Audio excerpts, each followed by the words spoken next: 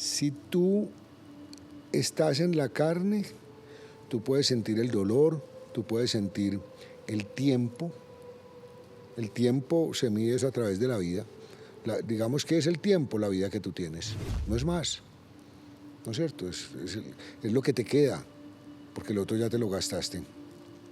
Pero si tú estás en el espíritu, el factor dolor no existe, porque el espíritu no tiene carne, no tiene dolor y no tiene tiempo. Lo que hace que el espíritu sea eterno, ¿no es cierto?, existe desde que se existe y nunca se tiene un final. Entonces digamos que lo que estamos planteando es que de alguna manera nosotros tendemos a materializar la muerte y a asociarla a nuestra vida de carne y a nuestra vida social, a nuestros papás, a nuestra familia, o sea, esa es nuestra esperanza, volvernos a encontrar. Pero el espíritu, por eso el espíritu es omnipresente, puede estar en todas partes. Entonces ahí es donde los egipcios, por ejemplo, volviendo al tema de la historia, los egipcios concebían la muerte, digamos, ¿desde qué postulado? Ellos decían muy claro, eso se habla, tú sabes lo que es el concepto de la media luna, que uno lo ve en la bandera turca, y la media luna realmente era un dibujo que ellos creaban desde la Anatolia hasta llegar a Babilonia y hacer, entonces eso se llamaba el país de la media luna, que es de donde vienen los sumerios, los persas, toda la gente del Sinaí, todos los que están los que siguen en ese candeleo. Pero el concepto de la media luna para los egipcios era muy claro.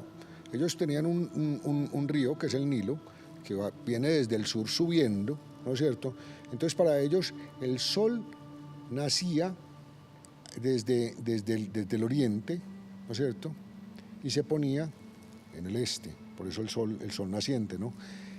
Ellos lo que se cuestionaban era para dónde se iba el sol mientras ellos no lo veían. Entonces ellos creían que mientras el sol no lo veía, el sol se montaba en una barca en ese tiempo de lo que llaman el sueño, ¿no es cierto? Y lo relacionaban con el escarabajo, porque el escarabajo les ayudaba a pasar eso. Y en ese transcurso del sueño, que es la vida inmaterial, ellos fueron creando unos dioses en donde decían, bueno, cuando tú llegas a esa oscuridad, entonces resulta que te cuestionan, ¿no es cierto? Entonces viene el tema de, creo que era Isis, Anubis. Que llegaba y te decía, bueno, venga para acá, párese usted aquí al frente, lo primero que te hacían era que te ponían una prueba, en donde en un lado de la balanza colocaban el corazón y en el otro lado colocaban una pluma. Y al lado había un perro que era perro, cocodrilo y no recuerdo, era un animal convertido en tres cosas, que si tú no pasabas ese animal automáticamente te devoraba, ¿no es cierto? ¿Y cuál era la prueba? De que tu corazón pesara tanto como la pluma, ¿no es cierto?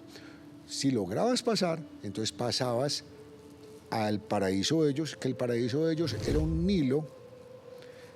El Nilo, pues tú sabes que es un río que lleva vida tanto al oriente como al occidente, entonces llegabas a un Nilo fabuloso, lleno de belleza, etcétera.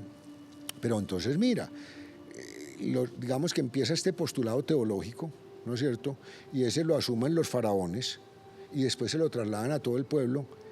Y ahí es donde empezamos a entender, y oiga, y qué bueno que pasó eso, porque finalmente alrededor de eso crearon una cultura tan importante, porque entonces se preparaban para ese viaje, y entonces ahí fue donde crearon las tumbas, y entonces empezaron a hacer todo el tema de la momificación, ¿no es cierto?, porque tenías que llegar puesto para la muerte, ¿no es cierto?, y hicieron un desarrollo impresionante en la momificación, pero entonces empiezas a encontrarte en el Valle de los Reyes todos estos sitios donde estaban enterrados los faraones, ¿no es cierto?, y lo que preparaban eran castillos para la muerte, hasta llegar al punto incluso de meterles esclavos que estaban vivos y dejarlos ahí metidos para que se murieran con ellos, porque los tenían que acompañar en ese viaje de la muerte. Y ahí es donde yo digo, qué curioso que nuestro espíritu, y digamos esa incertidumbre que tenemos, nos lleva a que materialicemos la muerte. Y hay un